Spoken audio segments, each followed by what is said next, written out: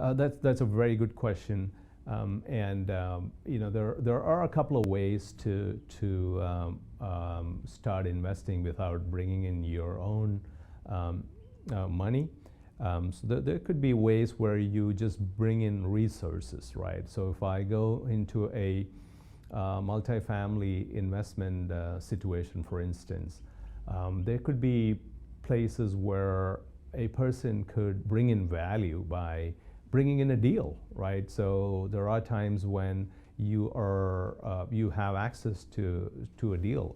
Your uncle is wanting to retire. He's got an apartment with like a 100-unit apartment, and now you have that information, and then you go find other partners who don't have that uncle with this 100 apartment units.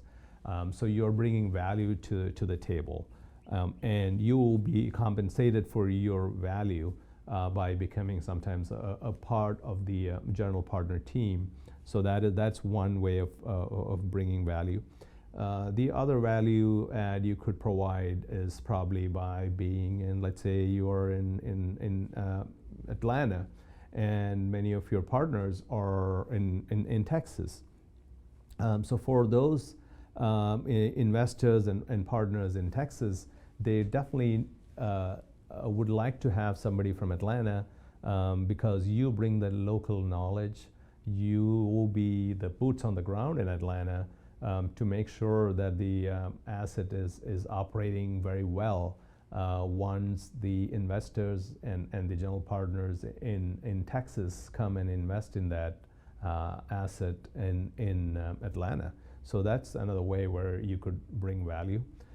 So it needn't always be money that you bring to the table. It could be skill sets.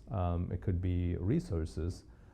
So that's one way to get started in multifamily, for instance. In single family, and not just in single family, in real estate in general, there is another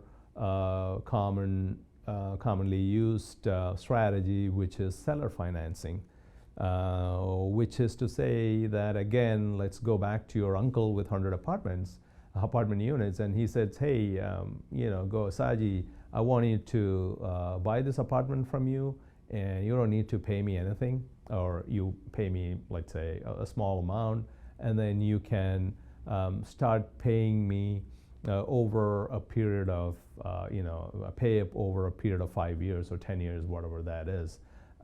It might not be a sweet deal if it is not your uncle, but but a third party. But at the same time, the principle is the same, where the seller says that, hey, I don't want all the cash up front, give me some money, and that's all negotiable. And so now you have an asset, you manage it, you get income from that asset. So that's another great way of financing your rental portfolio.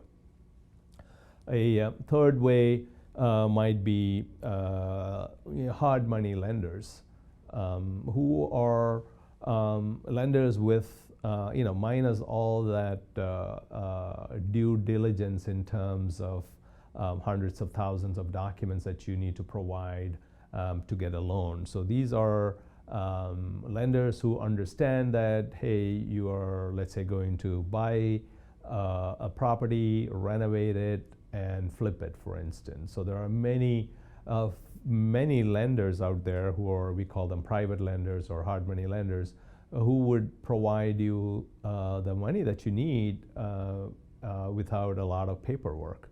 And they definitely would want to have that collateralized by that asset for the most part. But again, you're not bringing in any money. You are bringing in a home which needs renovation.